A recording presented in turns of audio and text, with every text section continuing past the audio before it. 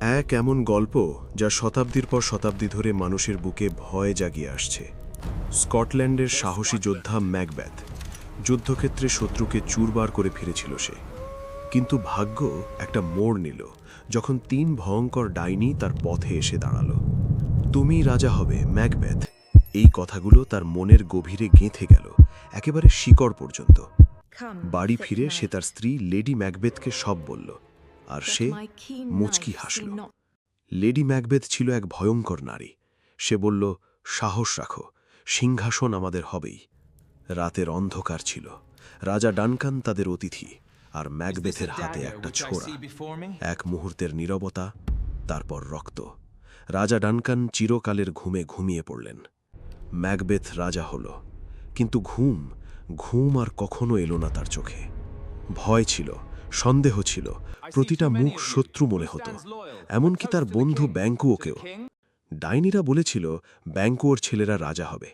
এটা ম্যাকবেথ সহ্য করতে পারল না। ব্যাঙ্কুওকে খুন করিয়ে দিল সে, কিন্তু তার ছেলে ফ্লিয়েন্স পালিয়ে গেল। এক রাতের ভূতসভায় ব্যাঙ্কুয়োর ভূত এসে চেয়ারে বসল।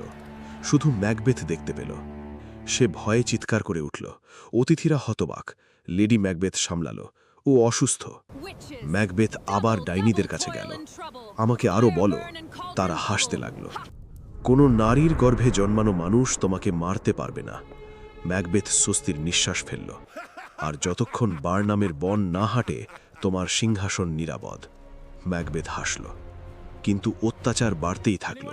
ম্যাকডাফের পুরো পরিবার, নারী, শিশু, সবাইকে হত্যা করা হলো। লেডি ম্যাকবেথের মন ভেঙে গেল। রাতে উঠে হাত ঘষতে থাকত, এই দাগ যাচ্ছে না। শেষমেশ সে মারা গেল, নিজের অন্ধকারে ডুবে। ম্যাকবেথ শুনল, কিছুই বলল না। ইংল্যান্ড থেকে ম্যাকডাফ আর ম্যালকম সেনাবাহিনী নিয়ে এলো, আর সাথে আনলো বার্নামের বন। প্রতিটা সৈন্য একটা করে ডাল হাতে নিয়েছিল। দূর থেকে দেখলে মনে হয় বনটাই হাঁটছে। ম্যাকবেথের দুনিয়া কেঁপে উঠল। ডাইনিদের প্রতিশ্রুতি কি মিথ্যে ছিল, নাকি ছিল শুধু ফাঁদ? ম্যাকডাফ সামনে এলো। আমি নারীর গর্ভে জন্মাইনি, আমাকে অস্ত্রোপচারে বের করা হয়েছিল। ম্যাকবেথের শেষ ভরসাও ভেঙে গেল। তবুও লড়ল, কারণ আর কোনো পথ ছিল না। ম্যাকডাফ ম্যাকবেথের মাথা কেটে ফেলল। সিংহাসনে বসল ম্যালকম। স্কটল্যান্ড মুক্ত হল। এটাই ম্যাকবেথের গল্প। এক মানুষ যে স্বপ্নের জন্য নিজের আত্মা বিক্রি করে দিয়েছিল। লোভ, ভয় আর রক্ত, এই 3টি মিলে মানুষকে ভেতর থেকে শূন্য করে দেয়, চিরকালের জন্য।